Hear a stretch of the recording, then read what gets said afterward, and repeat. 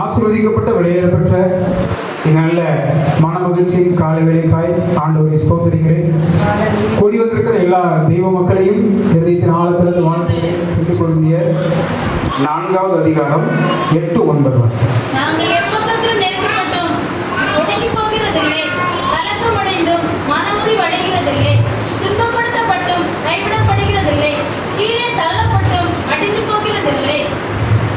கர்த்தருடைய பரிசுத்த நாமத்திற்கு மகிமை உண்டாகட்டும்.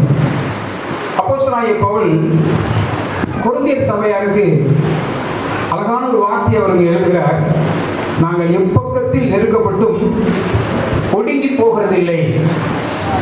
அடுத்து வாசிங்க. கலக்கம் அடைந்தும் மனம் முறிவடைகிறதில்லை, துன்பப்படுத்தப்பட்டும் கைவிடப்படுகிறதில்லை, கீழே தள்ளப்பட்டும் மடிந்து போகிறதில்லை. வாசிங்க.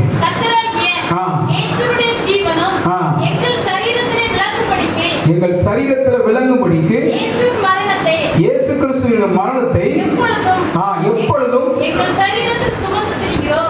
சரீரத்தில் சுமந்து திரிகிறோம்.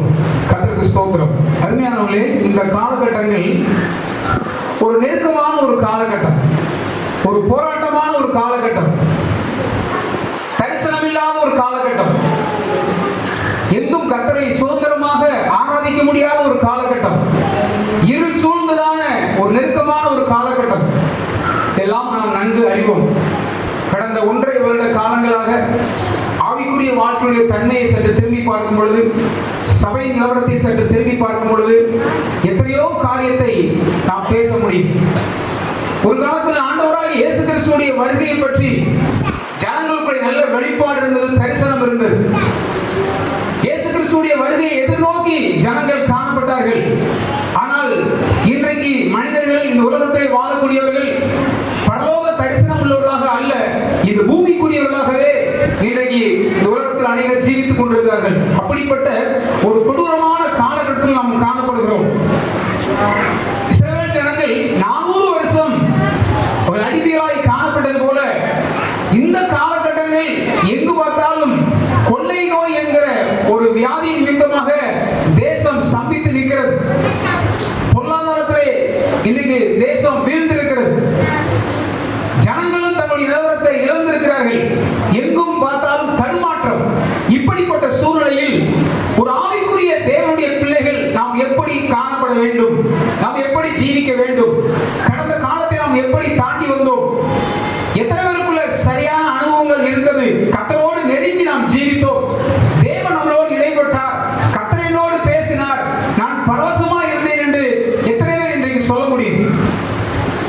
இன்றைய என்னுடைய பிரசங்கத்துடைய தலைப்பு நெருக்கத்தின் மத்தியில் நீ யார் அப்படிங்கிற வார்த்தையின் அடிப்படையில் உங்களோடு நான் தேவனுடைய வார்த்தையை பேச விரும்புகிறேன். பவுல் சொல்கிறார், நாங்கள் நெருக்கப்பட்டு ஒடுங்கி போவதில்லை. எங்கு பார்த்தாலும் நெருக்கம், குடும்பத்தில் நெருக்கம், சபையில் நெருக்கம், பொருளாதாரத்தில் நெருக்கம், வேலை ஸ்தலத்தில் நெருக்கம், உலகத்திலே இன்னைக்கு நெருக்கம் அதிகரித்துக் கொண்டிருக்கிறது. அதுவும் ஆவிக்குரிய வாழ்க்கையில் கர்த்தருடைய காரியம் என்று வரும்போது சொல்லவே வேண்டாம், தாராளம் ஏராளமாக நெருக்கம் இருக்கிறது. அதன் மத்தியில் நம்முடைய ஆவிக்குரிய வாழ்க்கை, நாம் பெற்ற கிருபை, நாம் பெற்ற அபிஷேகம், நாம் பெற்ற தேவனுடைய வல்லமை நமக்குள்ளே கிரியை செய்கிறதா? எப்படி இருக்கிறது? எப்படி இருந்தால் நாம் தேவனுடைய பக்கமாய் காணப்பட முடியும் என்கிற வார்த்தையாக நான் இந்த காலையிலே பேசும்படி விரும்புகிறேன். கர்த்தருக்கு ஸ்தோத்திரம். அருமையான மதர் சாட்சி சொன்னாங்க, நான் அதை கவனித்தேன். அவங்க சாட்சி சொல்லும் போது பாசகத்தில் கேட்டேன், அவங்களுக்கு ஒரு 65 வயசு இருக்குமா என்று கேட்டேன். சொன்னா 64 வயது. இளம் வயதிலே ஒரு ஊழியத்துக்கு வந்தவர்கள். அவங்க ஊழியத்தினுடைய வயசு தான் என்னுடைய முழு வயது. அப்படியானால் அவருடைய ஊழியத்தின் பாதையில அன்னைக்கு இருந்த நிலவரம் என்ன, இன்னைக்கு சபை நிலவரம் என்பது நன்றாக அவர்களுக்கு தெரியும்.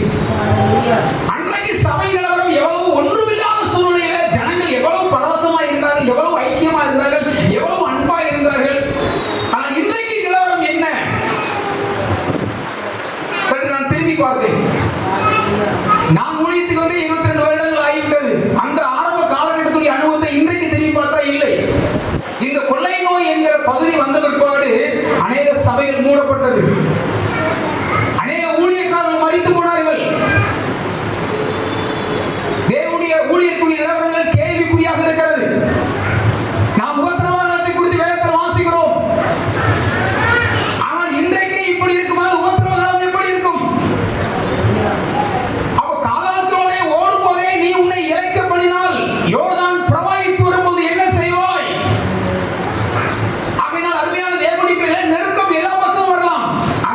நெருக்கத்தின் மத்தியில் நாம் யாரா இருக்க வேண்டும் என்கிற பகுதியை இன்றைக்கு தேவன் நம்மளோடு பேசும்படி விரும்புகிறார்.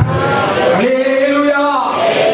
கர்த்தருக்கு ஸ்தோத்திரம். முதலாவதாக நீங்கள் எசேக்கியேல் தீர்க்கதரிசன புத்தகம் 1ஆம் அதிகாரத்தினுடைய 1வது வசனத்தை நாம் எடுத்து வாசித்தால் 30ஆம் வருஷம் 4ஆம் மாசம் 5ஆம் தேதியிலே நான் கேபார் நதி எண்ணெயிலே சிறைப்பட்டவர்கள் நடுவில் இருக்கும்போது சம்பவித்தது என்னவென்றால் வானங்கள் திறக்கப்பட நான் தேவ தரிசனங்களை கண்டேன்.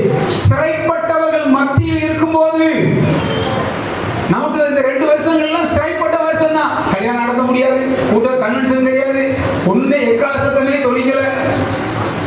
50 பேர் போல ஒருத்தவங்க இறந்து போனா கூட அடக்கம் பண்ண முடியாது, மாஸ்க் போட வெளியே போக முடியாது, சபைக்கு தெரியாம வந்து நடத்த வேண்டியது இருக்கு.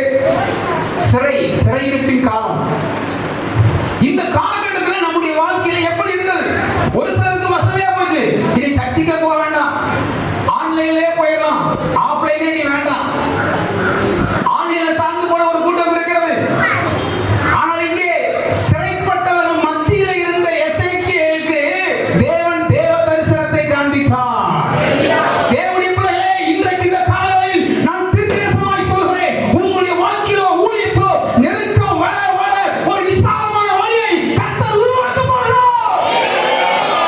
இஸ்ரவேல் ஜனத்தை ஒடுக்கினார்கள். ஒடுக்க அந்த ஜனம் பழியில் பெருகியது. தேவனால் ஏற்படுத்தப்பட்ட, தேவனால் உருவாக்கப்பட்ட, தேவனால் அழைக்கப்பட்ட ஒரு மனிதனை இந்த உலகத்தில் எந்த வல்லமையாலும் மேற்கொள்ளவே முடியாது.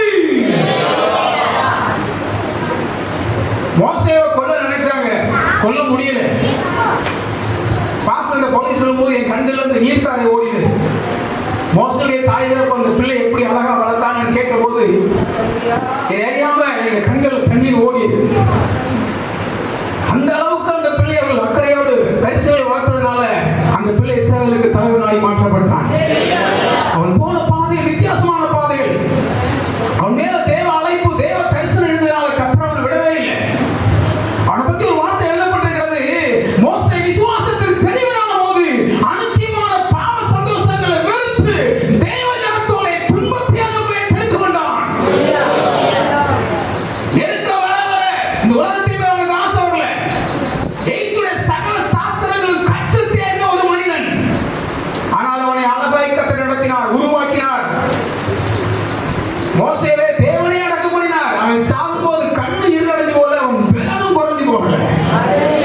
விசேஷிக்கப்பட்ட மனிதனாய் அவன் மாறினான். இதுபோல தேவனுடைய பிள்ளைகளே, நெருக்கம் வர வர இன்றைக்கு நமக்கு தேவை தரிசனம். சகோதரனே, சகோதரியே, அருமையான தேவனுடைய பிள்ளைகளே, இந்த 1 வருஷ காலகட்டத்தில் நம்முடைய நெருக்கமான இந்த சூழ்நிலையில, குடும்ப வாழ்க்கையில, ஆவிக்குரிய பகுதியில, உங்களுடைய வியாபார ஸ்தலத்துல உங்களுக்கு தரிசனம் பிரகாசமாய் இருந்ததா? நமக்கு தரிசனம் உண்டாயிருந்ததா? சிறைப்பட்டு இருந்தோம், தேவன் ஆராதிக்க முடியல, முடங்கி இருந்தோம், அரசாங்கம் பலவிதமான சட்டத்திட்டங்களை நியமித்தது, அதை எதிர்த்து யாராலும் ஒன்றும் செய்ய முடியல. நெருக்கமான ஒரு காலகட்டம், ஊழியர்களை காண முடியாது, ஏதாவது ஒரு முக்கியமான காரியத்துக்கு ஜெபிக்கிற உதவி யாரும் நாட முடியாது. இப்படிப்பட்ட நேரத்தில் நம்முடைய வாழ்க்கையில் தரிசனம் உண்டாயிருந்ததா? இங்கே எசேக்கியேலை பார்க்கிற நெருக்கமான ஒரு சூழல். சிறைப்பட்டவங்க மத்தியில் இருந்தான். சிறைப்பட்டு என்ன செய்ய முடியும்? ஏதாவது சுதந்திரமா செய்ய முடியுமா? ஒன்றுமே செய்ய முடியாது. அப்படிப்பட்ட நேரத்தில் தான் அவன் தேவ தரிசனத்தை கண்டான். இன்றைக்கு ஒருவேளை இந்த காலங்களில் நெருக்கத்தோடு தேவ சமூகத்துக்கு வந்திருக்கலாம். உங்களுடைய நெருக்கம் யாருக்கும் தெரியாமல் இருக்கலாம், கணவனுக்கு தெரியாமல் இருக்கலாம், மனைவிக்கு தெரியாமல் இருக்கலாம், ஒருவேளை சமையலுக்கு தெரியாமல் இருக்கலாம். நீங்கள் கடந்து போற பாதையை கர்த்தர் அறிந்திருக்கிறார். இந்த வருஷம் என் வாழ்க்கையில் நெருக்கம் மாறுமா? நான் என்ன செய்வேன்? எப்படி இதை மேற்கொள்வேன்? எப்படி இதை ஜெயிக்க போகிறேன்? எப்படி இதை சரி கட்ட போகிறேன்? ஊழியத்திற்காக இப்படிப்பட்ட பகுதி இருக்கிறது, இதுக்கு அடுத்து என்ன? எதுவா இருந்தாலும் அந்த நெருக்கத்தின் மத்தியில தரிசனத்தை தருகிற கர்த்தர் நம்முடைய கர்த்தர். எசேக்கியேலுக்கு தேவன் தரிசனத்தை தந்தார். தரிசனம் இல்லாத இடத்தில் ஜனங்கள் சீரண்டு போவார்கள். நீதிமொழிகள் 29ஆம் அதிகாரம் 18ஆம் வசனத்தில் வாசிக்கிறோம். ரொம்ப அழகா எழுதப்பட்டிருக்கிறது. தமிழ்ல தீர்க்கதரிசனம் இல்லாத இடத்தில் எழுதப்பட்டிருக்கிறது. ஆனா இங்கிலீஷ்ல ரொம்ப அழகா இருக்கு. தரிசனம் இல்லாத இடத்தில் இன்றைக்கு தேவ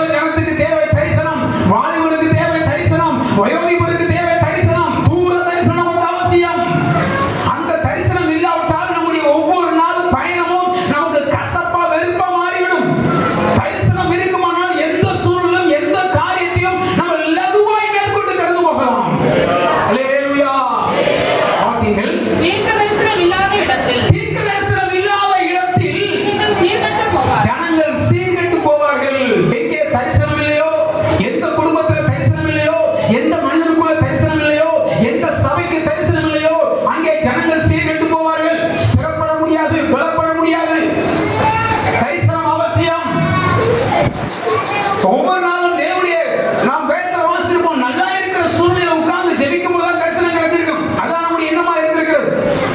ஆனா நெருக்கப்பட்டிருக்கிற நிலை ஒன்றுமே செய்ய முடியாது. சிறைப்பட்டிருக்கிறோம். சுதந்திரமா எதுவுமே செய்ய முடியாது. அப்படிப்பட்ட வேளையிலே இங்கே எசேக்கியேலுக்கு ஒரு தரிசனத்தை கர்த்தர் காண்பித்தார். இதுபோல இன்றைக்கும் இந்த நாட்களில் இந்த காலங்களில் உங்களுடைய எதிர்காலத்தை குறித்து, உங்களுடைய பிள்ளைகளை குறித்து, உங்களுடைய குடும்பத்தை குறித்து, ஏதோ ஒரு காரியத்தை குறித்து நீ நெருக்கப்பட்டுக் கொண்டிருக்கலாம். இதுக்கு என்ன தீர்வு? இதுக்கு முடிவே இல்லை. பிரயாசப்பட்டு எவ்வளவோ காலங்கள் கடந்து விட்டது, இன்னும் அதுக்கு முடிவில்லை என்று யோசிக்கலாம். ஆனால் கர்த்தர் இந்த காலத்தில் சொல்கிறார், உன்னுடைய நெருக்கத்தின் மத்தியில் தரிசனத்தை கர்த்தர் தருவார். கர்த்தருடைய பரிசுத்த நாமத்துக்கு மகிமை உண்டாகட்டும். 1 சாமுவேல் புத்தகம் 2ஆம் அதிகாரத்தினுடைய 17 18 வாசித்தால், 1 சாமுவேல் 2ஆம் அதிகாரம் 17வது வசனத்தையும் 18வது வசனத்தையும் வாசிங்கள். அந்த வாலிபரின் பாவம் கர்த்தருடைய சந்நிதியில் மிகவும் பெரிதா இருந்தது. கர்த்தருடைய சந்நிதியில் மிகவும் பெரிதா இருந்தது. மனுஷர் கர்த்தரின் காணிக்கை வெறுப்பாய் எண்ணினார்கள். மனுஷர் கர்த்தரின் காணிக்கையை வெறுப்பாய் எண்ணினார்கள். சாமுவேல் என்னும் பிள்ளையாண்டான். சாமுவேல் என்னும் பிள்ளையாண்டான். சணல்நூல் ஏபோத்தை தரித்தவனாய். சணல்நூல் ஏபோத்தை தரித்தவனாய். கர்த்தருக்கு முன்பாக பணிவிடை செய்தான். கர்த்தருக்கு முன்பாக பணிவிடை செய்தான். அல்லேலூயா. மிக தெளிவான ஒரு வார்த்தையை என்னோடு ஆண்டவர் பேச வைத்ததற்காக ஆண்டவரை ஸ்தோத்திரிக்கிறேன். ஒவ்வொரு ஆராதனையிலும் ஒவ்வொரு முறையும் போகும்போது நாங்கள் கற்ப வேதனை படுவது உண்டு. நான் அடிக்கடி சொல்லுவேன், எத்தனை பிரசங்கம் பண்ணாலும் அந்த சேத்துல ஏறி தேவனுடைய வார்த்தையை பிரசங்கித்து முடிக்கிற வரையிலும் ஒரு ஸ்திரீயானவர் பிள்ளை பெறுகிறது கற்ப வேதனைப்படுறது போல நாங்களும் கற்ப வேதனைப்படுகிறோம். ஏதோ வாய்க்கு வந்ததை பேசிட்டு உங்களுக்கு இனிமையானதை பேசிட்டு போகும்படி வரவில்லை. ஆண்டவரே, அந்த ஜனத்துக்கு தேவையான வார்த்தையை நீர் பேச வேண்டும். ஆராதனை நடத்துல பாஸ் எழுப்பின உடனே ஒரு பாட்டு பாடினாரு. அழகான ஒரு பாட்டு பாடினார். அந்த பாட்டு தான் நான் ஆராதனை முடிவில் பாடணும்னு இருந்தேன். அவர் வந்த உடனே பாடினார். எனக்கு இன்னும் சந்தோஷமா இருந்தது. தேவன் இன்னும் உறுதிப்படுத்துகிறார். ஒவ்வொருத்தரின் வாக்கில் நெருக்கம். நெருக்கம் மாறவேனால் நீ தரிசனம் காண வேண்டும். நெருக்கத்தின் மத்தியில் ஒரு தரிசனத்தை கர்த்தர் வைத்திருக்கிறார். சாமுவேல் பத்தி இன்றைக்கு காலையில ஆண்டவர் பாஸ் அழகா சொன்னாங்க. இங்கே சாமுவேலுக்கு ஒரு தரிசனம் இருந்துச்சு. என்ன தரிசனம்? ஏலியின் காலத்துல ஆசாரியர்கள் பண்ண அக்கிரமெல்லாம் கொஞ்ச நஞ்சம் கிடையாது. கொப்பரையில வெந்து எடுக்கும் போதே வேகத்துக்கு மேலே அந்த முள்குரடு போட்டு எடுப்பான். பலவந்தம். அந்த காலகட்டத்தில் பாவம் எங்கு பெரிய இருக்கிறது. ஆனா சாமுவேலுக்கு ஒரு தரிசனம். அந்த நேரத்தில் பாருங்க, அவன் கர்த்தருக்கு முன்பாக உண்மையாய் பணிவிடை செய்தான். அவனுக்கு தரிசனம் ஆறவே இல்லை. தரிசனம் ஆறவே இல்லை. இந்த 1 வருஷ காலத்துல சபையில் மூடப்பட்ட பிற்பாடு, இந்த வியாதி கொலைகளை வந்த பிற்பாடு, ஜனங்களுடைய நிலவரம், வாயுடைய நிலவரங்கள் எல்லாம் மாறிட்டு, கேப்சன் எல்லாம் மாறிட்டு, நிறைய பேருடைய வஸ்திரங்கள் மாறிட்டு, அவருடைய முறைமைகள் மாறிவிட்டது, ஆராதனை மாறிவிட்டது, ஒழுங்கு மாறிவிட்டது, வேத வாசிப்பு இல்லை, ஜெபங்கள் இல்லை, 24 செல்போன். ஆனா அவங்க பாருங்க, காரணம் அவங்க தாய் வளர்த்த வளர்ப்பு. பாவம் சுத்தியான சூழ்ந்திருக்கிறது. ஏலியின் குமாரர்கள் அங்கே ஆசீர்வாதத்தை உண்மையாலே பாவம் செய்தார்கள். ஆனா இவன் தன்னுடைய வாழ்க்கையில கிடைச்ச தரிசனத்தை பாருங்க, எனக்குமே இல்லை. தரிசனம் இருக்குமானா எந்த காரியத்திலும் நமக்கு தேவன் ஜெயத்தை தருவார். ஒரு சந்தர்ப்பத்திலும் ஒரு சூழ்நிலையிலும் நம்முடைய வாழ்க்கையில தடுமாற்றம் வராது. ஊழியத்தில் தடுமாற்றம் இருக்கிறதா? அழைப்பிலே தடுமாற்றம் இருக்கிறதா? சகோதரனே, சகோதரியே, உன்னுடைய தரிசனத்தை நீ புதுப்பித்துக் கொள்வாயானால் உன்னுடைய எதிர்காலம் ஆசீர்வாதமாக இருக்கும். கிறிஸ்துவ வாழ்க்கை குறித்து ஒரு தடுமாற்றம் இருக்கிறதா? யார் எப்படி போனாலும் என்ன செஞ்சாலும் ஒரு கூட்ட ஜனத்தை தேவன் தம்முடைய நோக்கத்துக்காக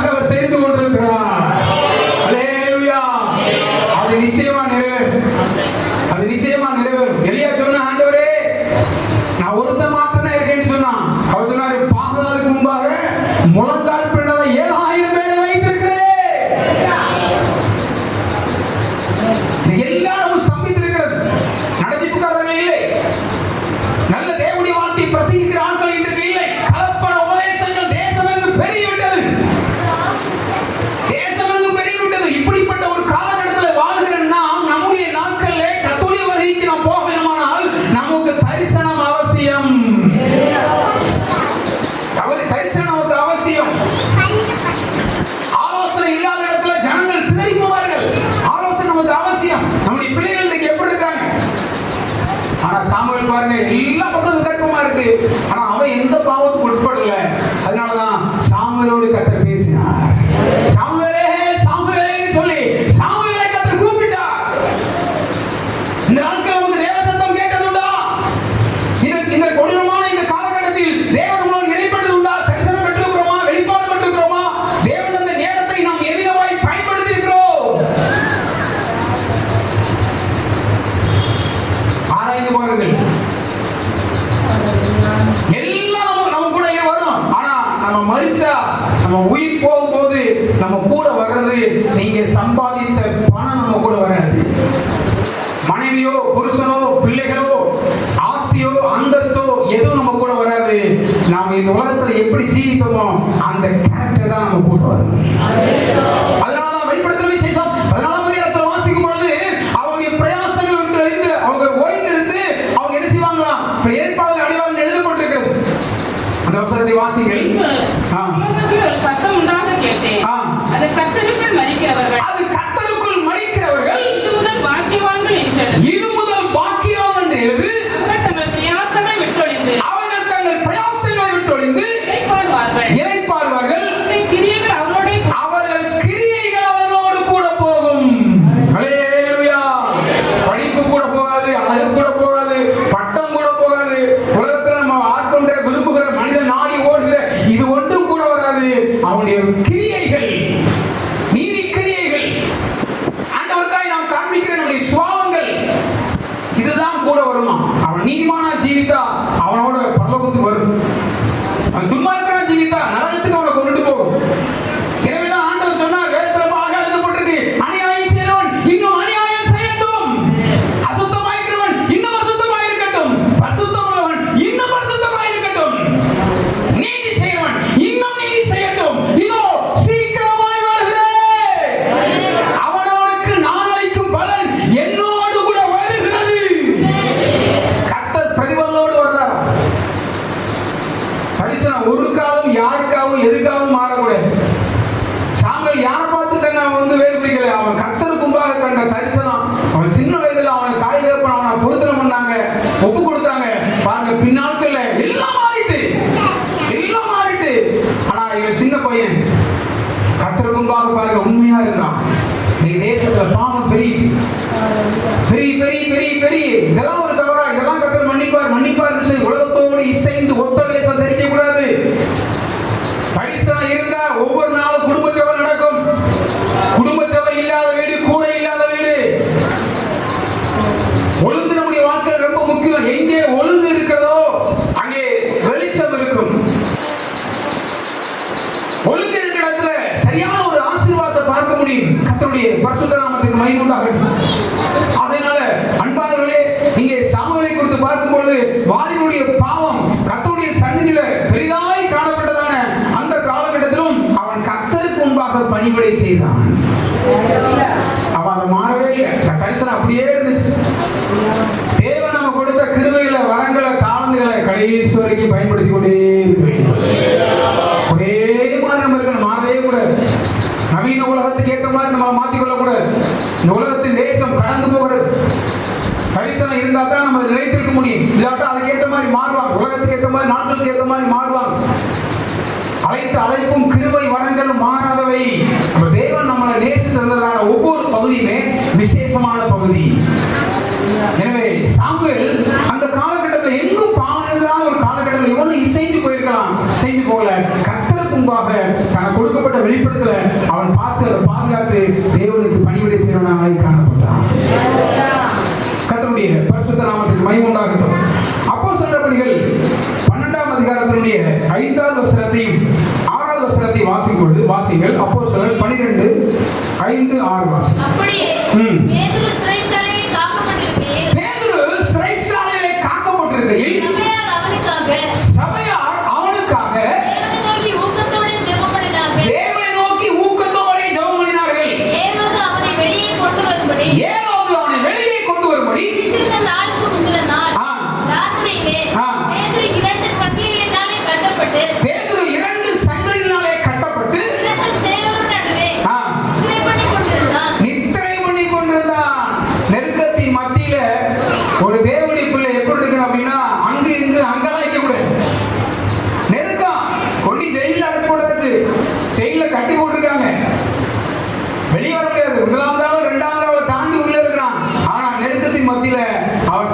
பாதையில அமைதியா இருந்தான். ஆமென். ஒரு அலையில சொல்லுங்களேன். சில நேரங்களில் குடும்பத்தில் வரக்கூடிய பிரச்சனை, வேலை ஸ்தலத்தில் வரக்கூடிய பிரச்சனை, ஊழியத்தில் வரக்கூடிய பிரச்சனைகள் பயங்கரமா இருக்கலாம். அடுத்து என்ன சம்பவிக்கும், இப்படி முடிய வித்தியாசமா இருக்குன்னு யோசிக்கலாம். பயங்கரமான இருக்கும். நீ ஊழியமே செய்ய முடியாது, ஆவிக்குரிய வாழ்க்கை தொடர முடியாது, குடும்ப வாழ்க்கை தொடர முடியாது, வெளியே நடமாட முடியாது. இப்படிப்பட்ட ஒரு நெருக்கமான ஒரு காலம் இருக்கலாம். அடுத்து என்ன செய்ய போகிறோம், அநேக கேள்விகள் முன்பாக இருக்கலாம். உலகத்தார் பரிகசிக்கலாம், அவ்வளவுதான் முடிஞ்சுட்டு சொல்லலாம். இந்த நேரத்தில் கூட நாம் அமைதியா இருக்கலாம். அமைதியா தேவ சமூகத்தில் நாம் காணப்பட வேண்டும். நீங்கள் அமர்ந்து நானே தேவன் என்று அறிந்து கொள்ளுங்கள். அமர்ந்திருந்தால் கர்த்தர் கிரியை செய்வார். நீங்கள் சும்மா இருங்கள், நான் உங்களுக்காக யுத்தம் பண்ணுவேன். அமர்ந்திருங்கள். அமர்ந்திருந்தா போதும். எரிகோவின் கோட்டை அடைக்கப்பட்டிருந்தது. உள்ள போக முடியாது, வெளியே வர முடியாது. ஆனா ஜனங்களுக்கு ஆண்டவர் என்ன சொல்லி கொடுத்தார்? அங்கே கிதியோன் மூலமா என்ன சொல்ல கொடுக்கப்பட்டது? 6 நாள் என்ன செஞ்சாங்க? சுத்தி வந்தாங்க. 6 நாள் சுத்தி வந்தாங்க. 7வது நாள் தான் ஆர்ப்பரிச்சாங்க. 7வது நாள் 7 முறை சுத்தினாங்க. ஆர்ப்பரிப்பு உண்டாச்சு. அப்போ நம்முடைய வாழ்க்கையில் கூட தேவன் கிரியை செய்யும்படிக்கு அமைதியா இருக்கணும். இந்த பேருக்குள்ள சரியான அழைப்பு தரிசனம் இருந்ததுனால அவர் கவலைப்படவே இல்லை. என்னுடைய ஊழியம் முடியல, என்ன கொண்டு தேவன் செய்ய வேண்டிய வேலை இருக்கு என்கிறத அவனுக்குள்ள சரியான வெளிப்பாடு தரிசனம் இருந்ததுனால அவன் கவலைப்படவே இல்லை. அமைதியா என்ன செஞ்சான்? நித்திரை செய்தான், இளைப்பார். நம்முடைய வாழ்க்கையில் கூட உங்களை கர்த்தர் அழைத்திருக்கிறார், உங்களை வேதம் எடுத்திருக்கிறார். உங்களுடைய குடும்ப வாழ்க்கையில சில போராட்டங்கள், நெருக்கங்கள் வரலாம், வேலை சில நெருக்கங்கள் வரலாம், சில கண்பட்சத்தில் அகப்பட்டிருக்கலாம், சமையல சில ஓட்டங்கள் நெருக்கங்கள் இருக்கலாம், அநேகர் உங்களை நெருக்கி தள்ளக்கூடிய நிலத்தில் காணப்படலாம். அமைதியா இருக்கு. இதுவரை நடத்துகிற கர்த்தர் இனிமேலும் அவர் நடத்துவார். இதுவரையிலும் அற்புதம் செய்த கர்த்தர் இனிமேலும் அதிசயங்களை அவர் செய்வார். ஒரு நாள் தம்முடைய பிள்ளைகளை அவர் விட்டுக் கொடுக்கவே மாட்டார். வேதத்தை எடுத்து வாசித்து பாருங்க. இஸ்ரவேல் ஜனங்கள் தேவனை பிரியப்படுத்தின போது, அவருக்கு பிரியமாக இருந்த போது யாருடைய கையிலும் அவர் அனுமதிக்கவே இல்லை. ஜனங்கள் என்றைக்கு விலகி போனாங்களோ, தேவனை கோபம் ஊட்டினாங்களோ, தேவனை வருத்தப்படுத்தினாங்களோ, தேவனை விட்டு தூரம் போனார்களோ, அப்பொழுதெல்லாம் அவருடைய வாழ்க்கையில் தோல்வி வந்தது உண்டு. தரிசனத்தை பாதுகாத்துக் கொண்டு தேவனுக்கு பிரியமாய் காணப்படும் போது ஒரு நாளும் கர்த்தர் நம்ம எந்த காரியத்துக்கு அனுமதிக்க மாட்டார். அல்லேலூயா.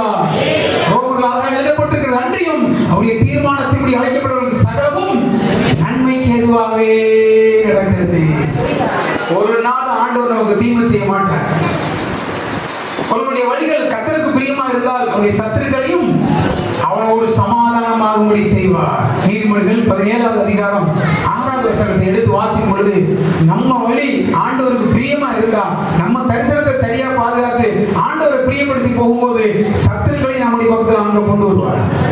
வாசிங்க. ஒருவருடைய வழிகள் ஆண்டவருக்கு பிரியமா இருந்தால், ஆண்டவருக்கு பிரியமா இருந்தால் அவனுடைய சத்துருக்களும் அவனோடு சமாதானமாகும்படி செய்வார். இதை பார்க்க வேற என்ன வேணும்? நம்முடைய அழைத்த அழைப்பு தரிசனத்தை நாம் பாதுகாத்துக் கொண்டு தேவனுக்கு பிரியமா இருக்கும்போது மீதி வேலையை ஆண்டவர் செய்வார். நாம செய்ய வேண்டிய வேலையை நம்ம செய்தா போதும். நாம ஜெபிக்க வேண்டிய காரியத்தை ஜெபித்தால் போதும். தேவனுக்கு பிரியமா இருந்து அவரை கனம் பண்ணி அவருடைய சமூகத்தில் காத்திருக்கும் போது நமக்காக அவர் யாரை கொண்டும் எந்த காரியத்தையும் செய்வார். சமீபத்தில் ஆச்சரியப்படுத்தின ஒண்ணு, ஒரு மனிதனுக்காக ஒரு பகல் முழுவதும் சூரியனை கட்ட நிறுத்திட்டு ஒரு மனுஷனுடைய சொல் பேச்சு கேட்டு தேவன் செய்வார் என்று சொன்னால், இன்றைக்கு நம்முடைய வாழ்க்கையில தனிப்பட்ட ஜீவியத்தில் ஆவிக்குரிய காரியத்தில் ஊழியத்தின் பாதையில கர்த்தர் நிச்சயமாய் செய்வார். ஹல்லேலூயா. கர்த்தருடைய பரிசுத்த நாமத்துக்கு மகிமை உண்டாகட்டும். இங்கே நெருக்கத்தின் மத்தியில அவன் அமைதியா இருந்தான். ஜனங்கள் அவனுக்கு ஊக்கமா ஜெபம் பண்ணாங்க. அவன் எவ்வளவு வெளிப்பாடு இருக்கு பாருங்க.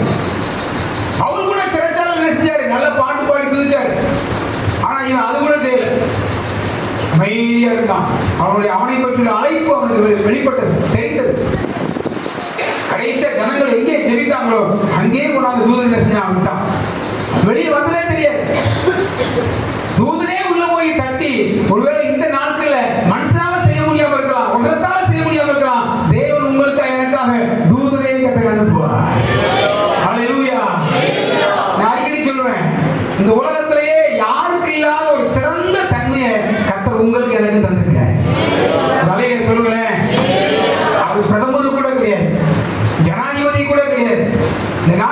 எம்பி கிடையாது, எம்எல்ஏ கிடையாது, முதலமைச்சரே கிடையாது. அவ்வளவு பெரிய பாக்கியம், அவ்வளவு பெரிய சாக்கியத்தை உங்களுக்கு எனக்கு ஆண்டவர் தந்திருக்கார். அப்படி என்ன பாக்கியம் தந்திருக்காரு பாஸ்டர் அப்படின்னு நீங்க ஒருவேளை கேட்கலாம். நீ ஒரு சாதாரண உங்களை நினைக்கலாம். நீங்கள் நானும் சாதாரண ஆளுங்க கிடையாது. ஹல்லேலூயா. அழகான சாட்சியில மதுரை அழகா சொன்னாங்க. பார்வோனை பத்தி, நேபுகாத்நேச்சாரை பத்தி சொன்னாங்க. தேவன் யார்?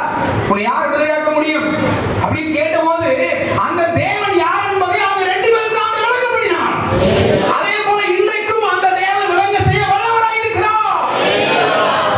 நம்ம பள்ளியடிக்கு பிரதமருக்கு வாராருன்னா ஒரு 30,000-40,000 போலீஸ் ஒன்று இறக்குவாங்க, மிலிட்டரி ஒன்று இறக்கிப்பாங்க. அவ்வளவுதானே, எவ்வளவு பாதுகாப்பு? ஒரு 40,000. ஆனா இப்படி ஒரு எம்எல்ஏ எம்பி வந்தா அதுக்கு ஏற்ற மாதிரி ஒரு பாதுகாப்பு இருக்கும். ஆனா அவன் உயிருக்கு கேரண்டி கிடையாது. இப்படிப்பட்ட பாதுகாப்பு தான் அன்னைக்கு ராஜீவ் காந்தி வந்தாரு, பெரிய பெரிய ஆட்கள் வந்தாங்க, அவங்க எல்லாம் சுட்டு கொண்டாங்க. ஆனா உங்களுக்கு எனக்கு யார் பாதுகாப்பு? ஒரு தூதன் பாதுகாப்பு. ஒரு தூதன் யார் தெரியுமா? 1,85,000 பேரை கொல்வதற்கு வல்லமை உள்ளவன். அபிஷேகமுள்ள கர்த்தருடைய பிள்ளைகளுக்கு ஒரு தூதனை கர்த்தர் வைத்திருக்கிறார். நீங்க ஏசாயா 36ஆம் அதிகாரத்துடைய 37ஆம் வசனத்தை எடுத்து வாசித்தா அங்கே ஒரு தூதன் இறங்கி 1,85,000 பேரை கொண்டு போட்டான். அவ்வளவு விசேஷமான ஆட்கள். நமக்கு தரிசனம் தேவை. அதனால அவருடைய அனுமதி இல்லாம ஒரு முடி கூட கீழே விழுக. கர்த்தர் அறியாம உங்களுக்கு எதுவும் சம்பவியாது. அந்த வார்த்தையை அறிக்கை செய்யுங்கள். உங்களையோ, உங்களுடைய மனைவியோ, பிள்ளைகளையோ, உங்களுடைய வேலை ஸ்தலத்தையோ, உங்களுடைய எதிர்காலத்தை யாராலும் தடுக்க முடியாது. உங்களுடைய ஊழியத்தை யாராலும் அழிக்க முடியாது. இது கர்த்தருடைய ஊழியம். இதுதான் நம்முடைய வைராக்கியம், இதுதான் நம்முடைய வெளிப்படுத்தல். வாசிங்கள். நீங்கள் ஏசாயாவில் வாசிக்கும் பொழுது கர்த்தருடைய தூதன் புறப்பட்டு அசீரியரின் பாளையத்தில் 1,85,000 பேரை சங்கரித்தான். 1,85,000 பேரை சங்கரித்தான். பாத்தீங்களா? தூதன் யாரு? நமக்கு பணிவிடை செய்யும்படி கர்த்தர் வைத்திருக்கிறார். நம்முடைய இந்த ஆராதனையை உற்று பார்த்துக் கொண்டிருக்கிறார்கள். நாம மட்டும் இல்ல, ஒரு கூட்டம் தூதர்கள் இங்கே இருக்கிறார்கள். நாம் எங்கேயும் தனியா போகல. இந்த பிரசித்தி பெற்ற பிரபலமானவர்களாம் நடந்து போகணும்னா அவங்க எஸ்காரோட போகணும். ஆனா நீங்கள் நானும் எங்க போனாலும் 24 hours போயிட்டே இருக்கலாம். நம்ம எங்கேயும் நிக்கவே வேண்டாம். ஹல்லேலூயா. இப்படி என்னுடைய வாழ்க்கையில 2 சந்தர்ப்பத்துல தூதன் இருக்கிறத நான் தெளிவா அறிய முடியுது. 2 சந்தர்ப்பத்துல நான் தெளிவாக உணர்ந்தேன். என் வாழ்க்கையில அதை தேவன் காண வச்சேன். ஒரு சந்தர்ப்பம் நான் ஏற்கனவே உங்களுக்கு சொல்லிருப்பேன்னு நினைக்கிறேன். என்னுடைய மகன் 2.5 வயசு இருக்கான். ஒரு வீட்டுக்கு நாங்க போயிருக்கிறோம். ஸ்டெப் ஏறி மேல போறோம். ஒரு அந்த ஸ்டேர்கேஜ் வந்து ஒரு கிட்டத்தட்ட ஒரு 4.5 அடி 5 அடி இருக்கு. நான் பின்னாடி நிக்கிறேன். 2.5 வயசு அவங்க போனோம். வாங்க செலவுடி அப்படின்னு கூப்பிட்டாங்க. இவன் வெக்கப்பட்டு பின்னாடி வந்தான். ஒரு தடுப்பு ஒண்ணுமே இல்லை, அப்படியே மல்லாக்க விழுந்துட்டான். 2.5 வயசு. 4 அடி குறையாம இருக்கும், 5 அடி இருக்கும். மேல அப்படியே மல்லாக்க விழுந்தான். எந்த பொசிஷன் எல்லாம் விழுந்தான். நான் ஓடி போய் தூக்குனேன். எனக்கு உடனே வந்து வெளிப்படுத்தல், தூதன் தான் அவனை தாங்கி ஆண்டு பாருங்க. கையில ஒரு சின்ன பிசுறோ, காலில் அடியோ, தலையில அடியோ, மல்லாக்க இப்படிதான் விழுந்தான். யோசிச்சு பாரு, 2.5 வயசு பையன் 5 அடி உயரத்துல இருந்து கீழே விழுந்தானா எப்படி? எடுத்து சோதரன்னு சொன்னேன். 2 நிமிஷம் தான் அழுகி நிப்பாட்டான். ஒண்ணுமே இல்லை. இன்னைக்கு வரைக்கும் எனக்கு ஆச்சரியம். 2வது சந்தர்ப்பம் கடிகார மண்டலத்துல ஒரு மாடியில ஒரு ஆராதனை ஏதோ நடந்து கொண்டிருக்கிறது. ஆராதனை முடிக்கிறது. அன்றைய பிரசங்கம் காரியம் மாறுதலாய் முடியுது. பிரசங்கம் முடிச்சது ஒரு வாலிப பையன், 18 வயசு வாலிப பையன் மேல மாடில இருந்து கீழே விழுந்தான். நேரம் அப்படியே கீழே விழுந்தான். ஒரு சின்ன அடியோட இருக்கு.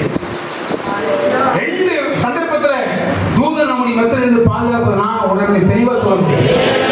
3வது ஒரு சந்தர்ப்பம், எனக்கு நெருக்கமான ஊழியக்காரர் இலங்கையில சொன்னாரு. ஒரு குறிப்பிட்ட இடத்துக்கு சுவிசேஷ அறிவிக்கும்படி போயிருந்த போது திடீர்னு ஒரு சின்ன பையன் வந்து அந்த ஊர்ல அவங்க அடிக்க ஆரம்பிச்சாங்க. அப்ப இந்த பையன் கூட்டு போய் நீங்க போயிருன்னு சொல்லி கூட்டிட்டு போனாங்க. கூட்டிட்டு போய் வழி காமிச்சிருக்காங்க. அவங்க வழி தெரியல. கூட்டிட்டு போய் வழி காமிச்சு கார்ல ஏற்றிருக்காங்க. அவங்க ஏறிட்டு திரும்பி பார்த்து அந்த பையனை காணல. அவன் இந்த பாஸ்போர்ட் நிறைய பேர் கூட வர்றாங்க. இவர் ஏறிட்டு கேட்டுக்கிற ஒரு சின்ன பையன் வந்தாங்க, பாத்தீங்களா அப்படின்னு. யாருக்குமே தெரியல. ஆனா அவர் மட்டும் தான் அந்த பையனை பார்த்தேன். ஹல்லேலூயா. நம்முடைய தேவன் பெரிய தேவன். இங்கேயும் கூட பேதுருவை பாருங்க, சிறைச்சாலையில அவர் தூங்கிட்டு இருக்காரு. தூதன் உள்ள போய் பேதுருவை எழுப்பி வெளியே கொண்டு வந்தார். இந்த காலையில் நீங்க நெருக்கத்தோடு, கவலையோடு, பிரச்சனையோடு இருக்கலாம். உங்களுடைய வாழ்க்கை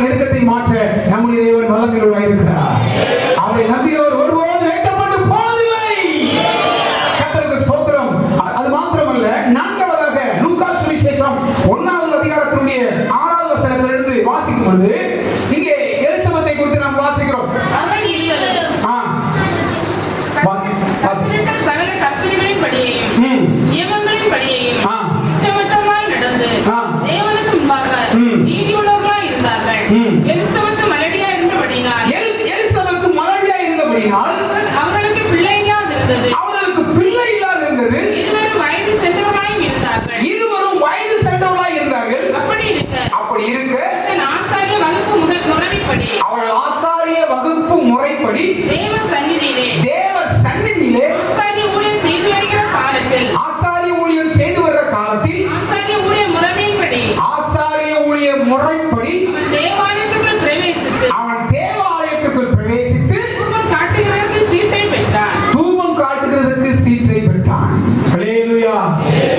என்ன அப்படின்னு கேட்டீங்கன்னா, ரொம்ப வருஷமா குழந்தையே இல்லை, ஆண்டவருக்கு ஊழியம் செய்றாங்க. எத்தனையோ இன்னைக்கு தெரியும், நமக்கு தெரியும். கல்யாணம் ஆகி 2-3 வருஷம் ஆயிட்டு குழந்தை இல்லைன்னா எத்தனை நிந்தைகள், எத்தனை அவமானங்கள், எத்தனை வித்தியாசமான பேச்சுகள் நம்ம கேட்கறோம், நமக்கே தெரியும். ஆனா அவங்க ஊழியம் செய்றாங்க, ஆனா அவங்க குழந்தை இல்லை. இந்த சூழ்நிலையில அவங்க முறையை மாற்றவே இல்லை.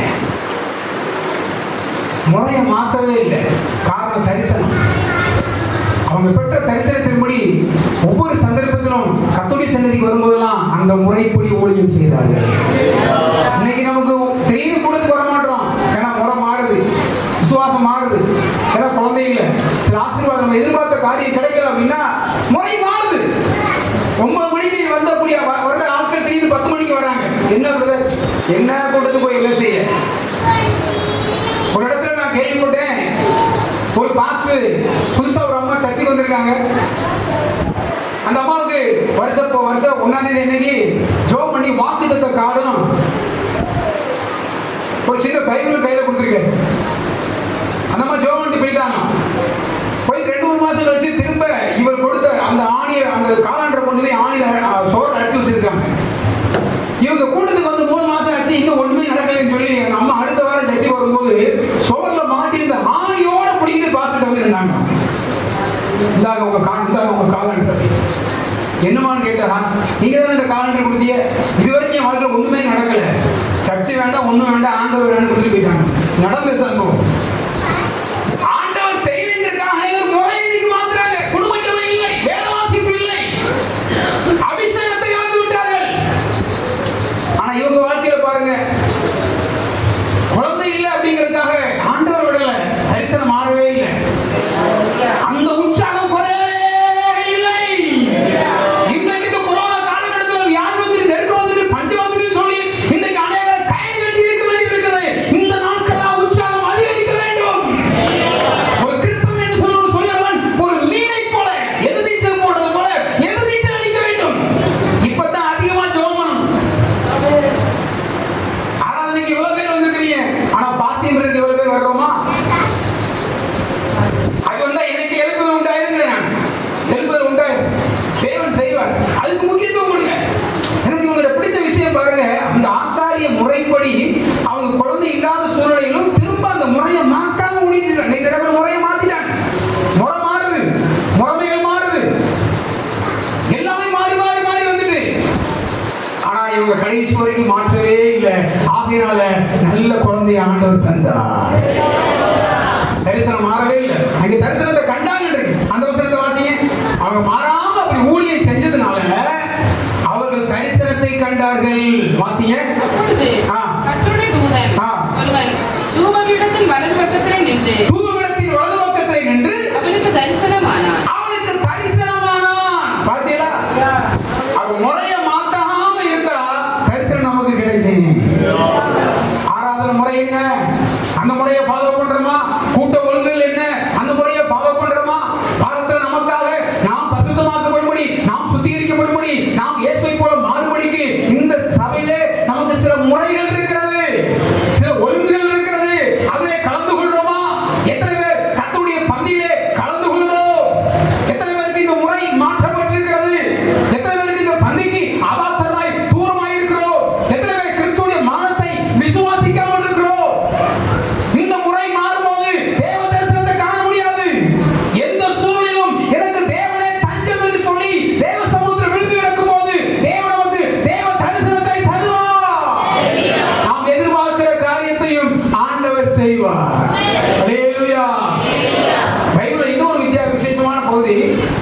குழந்தை இல்லாம இருந்து லேட்டா குழந்தை பெற்று கொண்டவங்க எல்லாம் பைபிள்ல அவங்களுக்கு பிறந்த பிள்ளைகள்லாம் பயங்கரமான நாட்களாக காணப்படுறாங்க. அவங்க சாதாரண நாட்கள் இல்லை.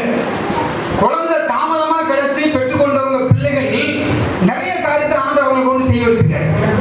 அவங்க ஒரு சோடாவா சொங்கியாவா இல்லை, நல்ல பலக்கிரமசாலிகளா தேவனுடைய கையில பயன்படுத்தப்பட்ட பாத்திரமா இருக்கிறாங்க.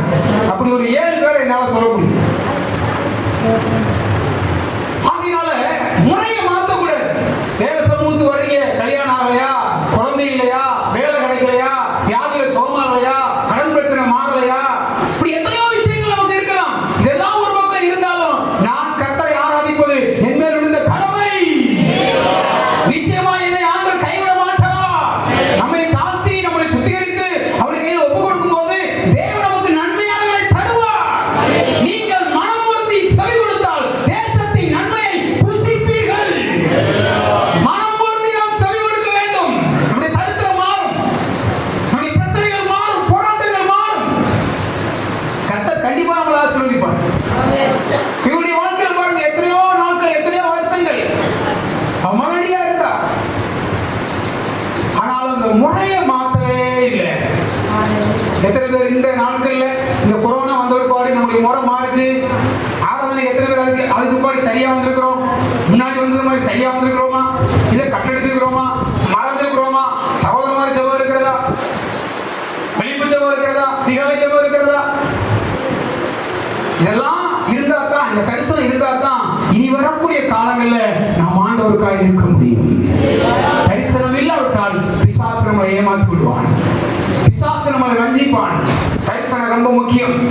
தரிசனம் இல்லாதவர்கள் இந்த உலகத்திலே கடந்து போக முடியாது.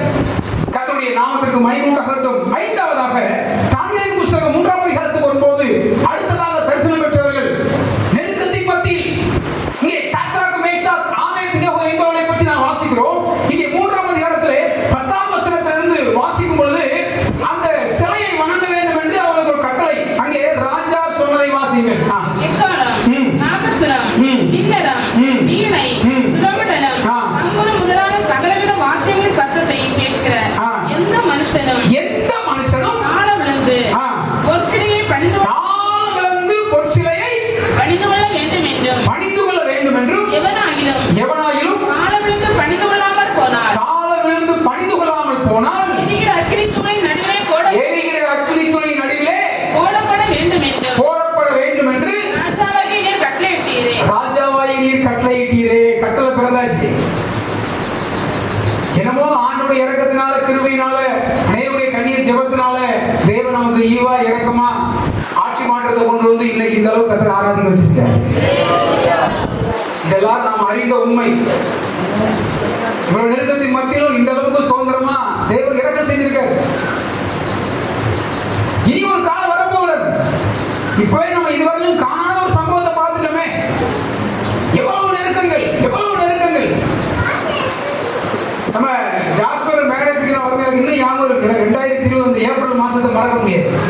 20 இல்ல அவர் மேரேஜ் தான். சரி, பாப்பா மேரேஜ் கரெக்ட். ஜெனிசா மேரேஜ்.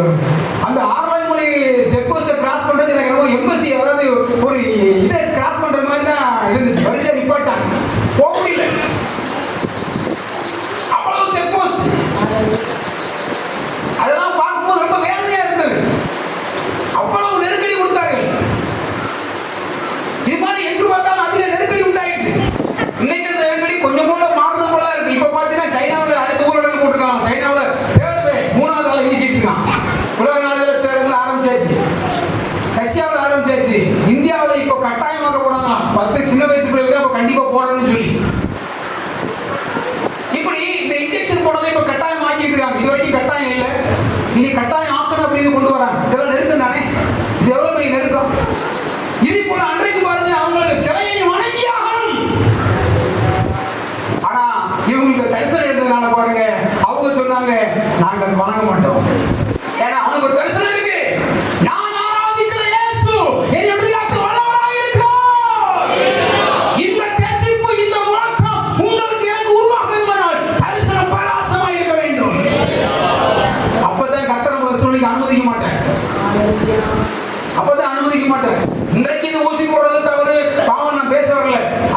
நான் இதை பத்தி பேசல. இனி கொடூரமான காலம் வரும்போது இதே போலதான் ஸ்டெப் பை ஸ்டெப்பா எடுத்து வருவாங்க. இது ஒரு தடுப்பூசி, அவ்வளவுதான். இது என்ன அப்படின்னு கேட்டீங்கன்னா, அது விளக்கத்தை நான் சொல்ல விரும்புகிறேன். இந்த இன்ஜெக்ஷன் போடுறதுனால இதுக்கு ஒரு பீரியட் இருக்கு, 1 வருஷம், 1 இயர். அந்த 1 இயர் முடிஞ்சிருப்பாடு அந்த நோய் எதிர்ப்பு செத்து போயிடும். மறுபடியும் இன்ஜெக்ஷன் போடணும். அதாவது இயல்பா தேவன் நமக்கு நோய் எதிர்ப்பு தெரிஞ்சிருக்காரு, கட்ட தந்திருக்காரு. ஆனா இவங்க அதுக்கு மேல அடிஷனலா ஒரு இன்ஜெக்ஷனை குத்துறாங்க. அப்ப என்ன ஆகும் கேட்டா, இயற்கையா இருக்கிற அந்த நோய் எதிர்ப்பு சக்தியை செத்து போகும். இந்த மருந்து தான் வேலை செய்யும். எவ்வளவு நாள்? இந்த செல்போன் ரீசார்ஜ் பண்றது மாதிரி அந்த 1 வருஷம்.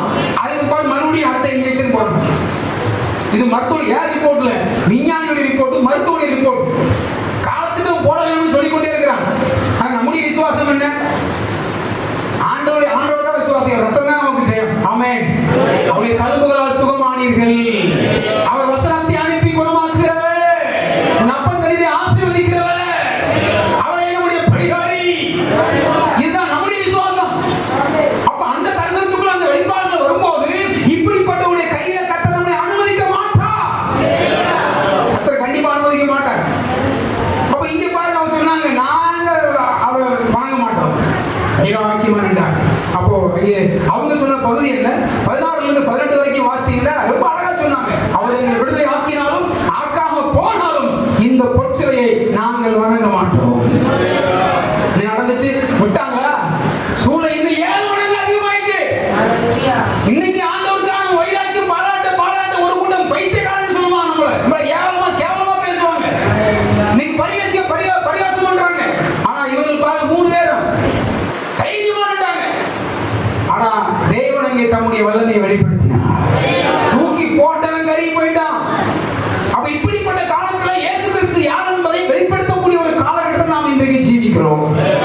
ஆமென். தரிசனம் அவசியம். நெருக்கத்தின் மத்தியில ஒரு பெரிய தரிசனம் இருந்துச்சு. கர்த்தர் நம்மை விடுதலை ஆக்குவார்.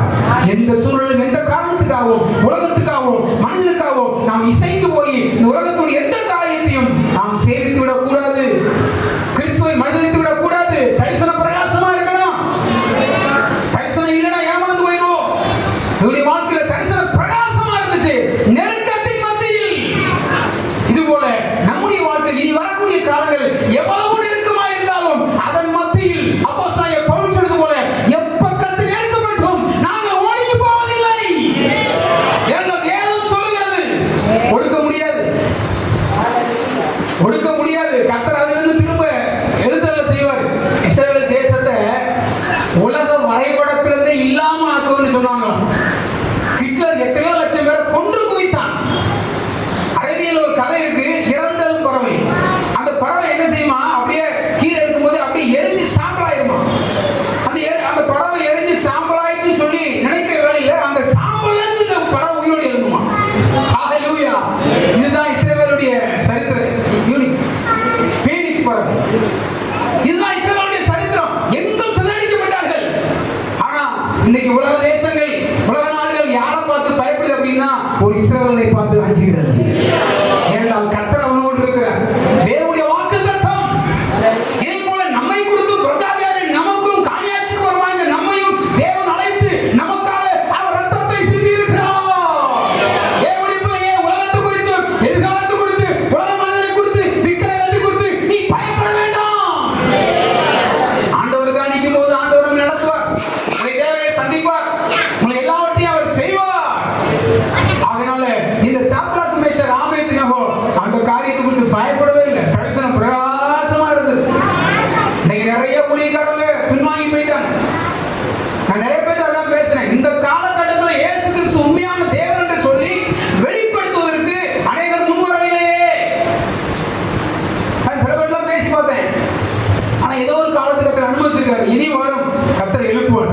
ஹalleluya. தேவன் நிச்சயமாய் தம்முடைய நாமத்தை மகிமைப்படுத்துவார். கர்த்தருடைய பரிசுத்த நாமத்துக்கு மகிமை உண்டாகட்டும். அது மாத்திரமல்ல, ஆதி அப்போஸ்தலருடைய காலங்களில் அப்போஸ்தலனாகிய பவுலுடைய ஊழிய நாட்கள்ல நீங்க பார்த்தீங்கன்னா ஒரு சந்தர்ப்பத்தில் பயங்கரமான மழை. நீங்க பாருங்க, கேரளாவில் சேலம், எத்தனையோ இடங்கள்ல பயங்கரமான வெள்ளங்கள், அழிவுகள், மக்கள் அழிந்து கொண்டே இருக்காங்க. அழிவு ஆங்காங்கே உண்டாகிட்டே இருக்கு. தெய்வபக்தி தேசத்துல குறையுது. பாவம் தலைவிரித்தாடி கொண்டே இருக்கிறது. புலிகரங்கள் அதிகரித்து கொண்டே இருக்கிறது. இப்படிப்பட்ட காலகட்டத்தில் உங்களை என்னையும் தேவன் கிருபையாய் பாதுகாத்து வருகிறார்.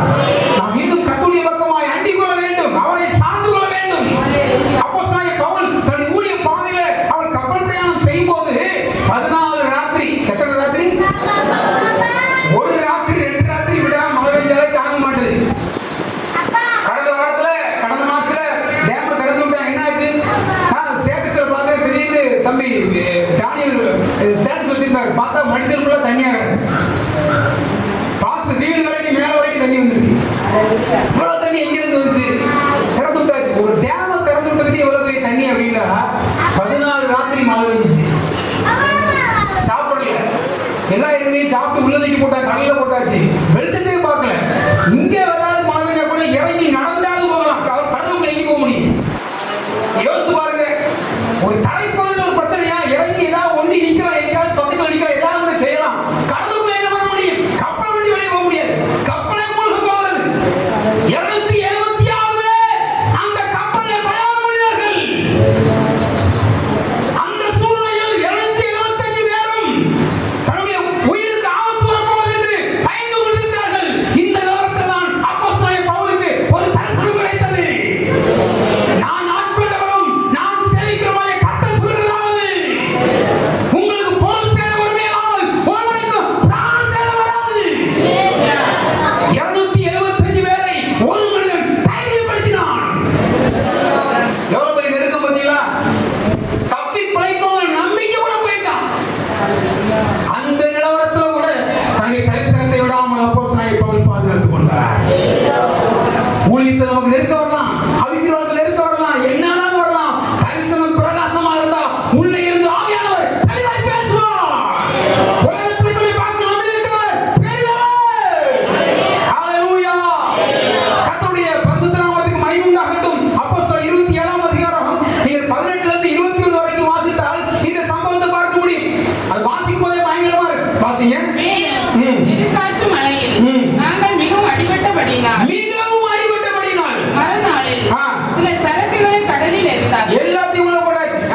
மூன்றாம் நாளிலே மூன்றாம் நாளிலே கப்பலின் தளவாடங்களை ம். எங்கள் கைகளினாலே எடுத்து எறிந்தோம். எடுத்து எறிந்தோம். அநேக நாளாய் அநேக நாளாய் சூரியனாவது சூரியனாவது நட்சத்திரங்களாவது காணப்படாமல் நட்சத்திரங்களாவது காணப்படாமல் மிகுந்த பெருங்காற்று மழையும் மிகுந்த பெருங்காற்று மழையும் அடித்துக் கொண்டிருந்தபடியினால் அடித்துக் கொண்டிருந்தபடினால் இனி தப்பி பிழைப்போம் என்று நம்பிக்கை இனி தப்பி பிழைப்போம் என்கிற நம்பிக்கை முழுமையும் அற்று போய் முழுமையும் அற்று போயிடுச்சு. அநேக நாள் அநேக நாள் போஜனம் பண்ணாமல் இருந்தபோது பாத்தீங்களா? எத்தனை நாளா?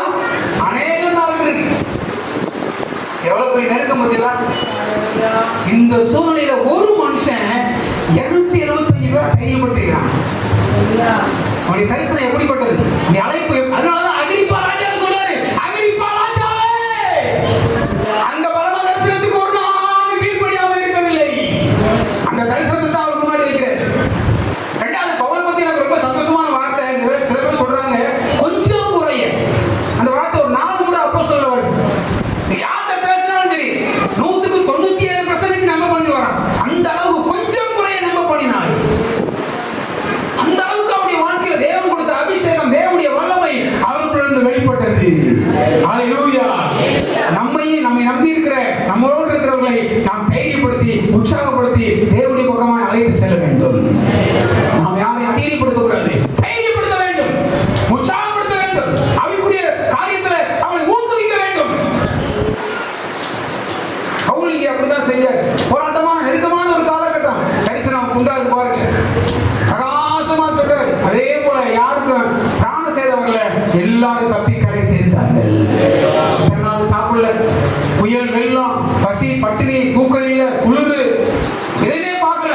இப்படிப்பட்ட சூழ்நிலையிலும் தன்னுடைய தரிசனத்தை விடாமல் பாதுகாத்த அப்போஸ்தலனாகிய பவுலை போல எப்பக்கத்து நெருக்கப்பட்டு ஒழுகி போகவில்லை. வெளியே சொல்ல முடியாத நெருக்கம், பிரச்சனை, போராட்டங்கள் உங்களுடைய தனிப்பட்ட வாழ்க்கையில, உங்களுடைய குடும்பங்கள்ல, ஆவிக்குரிய ஜீவிதத்தில் வந்திருக்கலாம். சகோதரனே, சகோதரியே, உன்னோடு தான் இந்த காலங்களில் கர்த்தர் பேசிக் கொண்டிருக்கிறார். நீ ஆண்டவரை மகிமைப்படுத்த வேண்டும். ஒன்று கூட ஆண்டவருக்காக எழுப்பி பிரகாசிக்க வேண்டும். கர்த்தருடைய பரிசுத்த நாமத்துக்கு மகிமை உண்டாகட்டும். கடைசியாக ஒன்றே ஒன்றை சொல்லி வார்த்தை நிறைவு செய்ய விரும்புகிறேன். போராட்டத்தின் மத்தியில, நெருக்கத்தின் மத்தியில, உபத்திரவத்தின் மத்தியில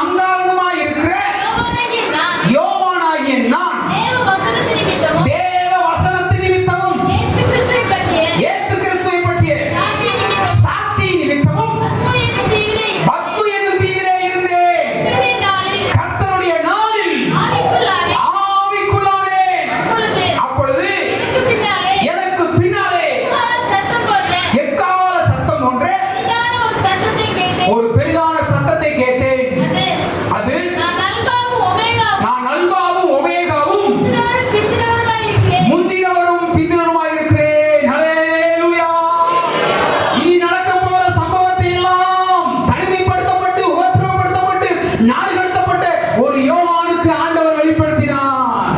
அல்லேலூயா. தேவனுடைய பிள்ளைகளே, இன்றைக்கு வர இந்த நெருக்கம், ஆராதிக்க முடியாத இந்த நெருக்கம், நம்முடைய வாழ்க்கையில தேவ தரிசனத்தை காண வேண்டும். இன்றைக்கு ஓபம் பண்ணிக்கிறாங்க. இது எப்ப மறுபடியும் அடுத்து சபை மூடணும்னு சொல்லுவாங்களோ தெரியாது. ஏன்னா அவங்க சர்வசாதாரணம் ஆயிடுச்சு. ஒரு காலம் செய்ய முடியாத காரியத்தை ரொம்ப சிம்பிளா செஞ்சு முடிச்சுட்டாங்க. இனி யார் வந்தாலும் என்ன செய்வாங்க?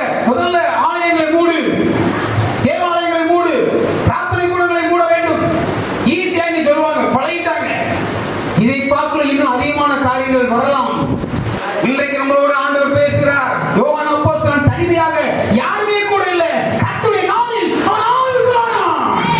தேவனுடைய பிள்ளையே, எத்தனை பேர் நீங்க ஆவிக்குள்ளாக்கப்பட்டிருக்கிறீர்கள்? அவனுடைய வாழ்க்கையில் தரிசனம் இருந்தது. இனி சம்பவிக்க போற எல்லாவற்றையும் யோவானுக்கு கர்த்தர் வெளிப்படுத்தினார்.